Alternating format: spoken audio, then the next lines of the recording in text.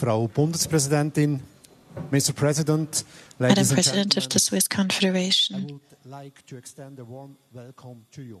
Zum Auftakt der Konferenz wird nun Bundespräsidentin to open this Amherd Congress, des Gastgeberlands President of the Swiss Confederation, Viola Amherd, will be speaking in the name of the host country. at the start of the summit on peace in Ukraine. Anschließend äußert sich der Präsident der Ukraine. Die Statements werden in Deutsch und in Ukrainisch abgegeben. The statements will be made in German and in Ukrainian and also translated simultaneously. The press conference will be translated. Frau Präsidentin, Sie haben das Wort. Ja, besten Dank, Herr Präsident, Exzellenzen, meine Thank Damen you und very Herren. much, Mr. President, Excellencies, ladies and gentlemen. We here are not far from a place that produced a peace treaty in the 15th century that was decisive for Swiss history. Our goals today are more modest. We will not be able to negotiate or even proclaim peace for Ukraine here on the Bürgenstock.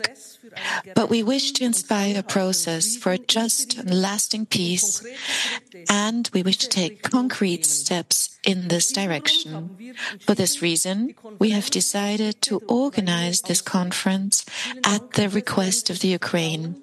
Thank you very much, Mr. President, for the trust you have placed in Switzerland. The world situation is difficult, far beyond the war in the Ukraine. Switzerland is committed to peace and dialogue. As a small but globally highly interconnected country, we, like other states, have an existential interest in an interest order based on rules and international law. The Charter of the United Nations forms the basis of a rules-based order. Russia's attack violates this in the most serious way. People in the war zones have been experiencing immeasurable suffering for almost 2.5 years. The erosion of respect for international law harms not only them, but everyone in the long run. If we wish to inspire a process towards peace, Russia must also be involved at some point in time. That is clear to all. As an international community, we can prepare the ground for direct talks between the warring parties. That is what we are here for. Ladies and gentlemen, these are the omens under which high-ranking delegations from 92 countries and 8 international organizations will be meeting here in the coming hours. It is pleasing that it was possible to achieve not only high ranking, but above all, very vast and broad participation. This would hardly have been possible without major international support. A whole range of countries campaigned for this conference in advance. Europe is strongly represented here today, but not alone. Influential countries such as India, Saudi Arabia, South Africa, Kenya, and Mexico are among many others here. The aims of the conference are well known.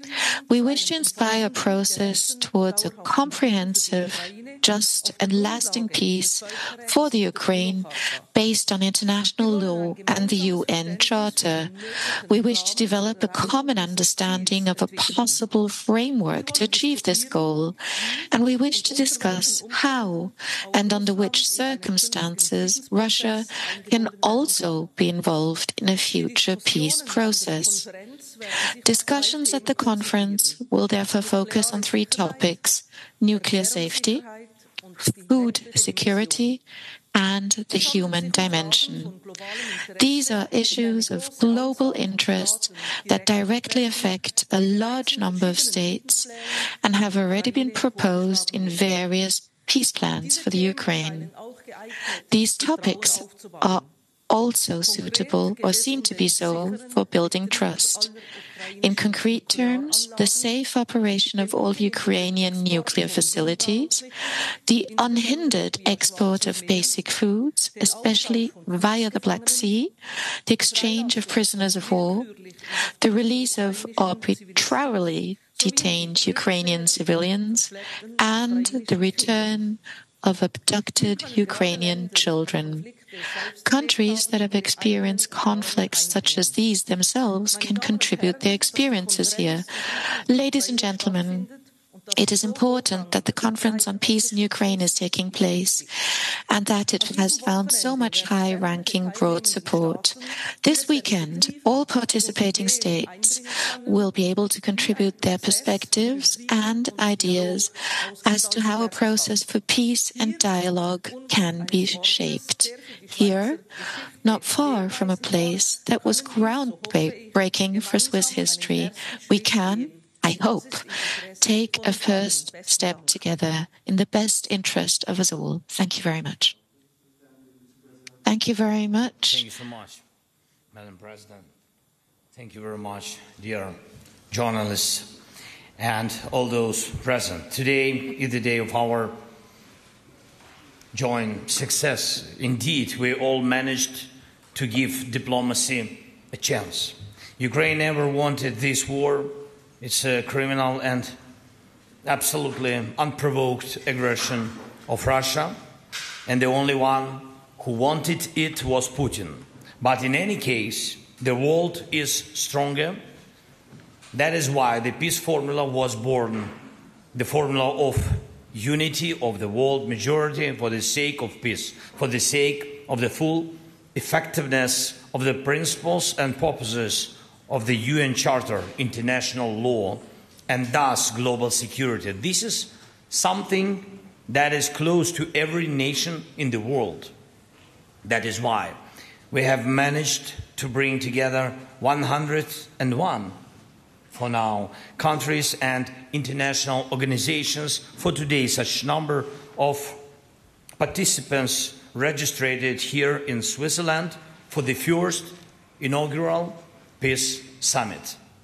Some other countries and leaders have shown interest in our summit and responded to the peacemaking impulse of the peace formula, and even if they are not here today at the first summit, we have succeeded in bringing back to the world the idea that joint efforts can stop war and establish a just peace. This idea will definitely work because the world has power. I thank each and every one of you who helped and helping. The peace formula was presented at the G20 meeting in Indonesia.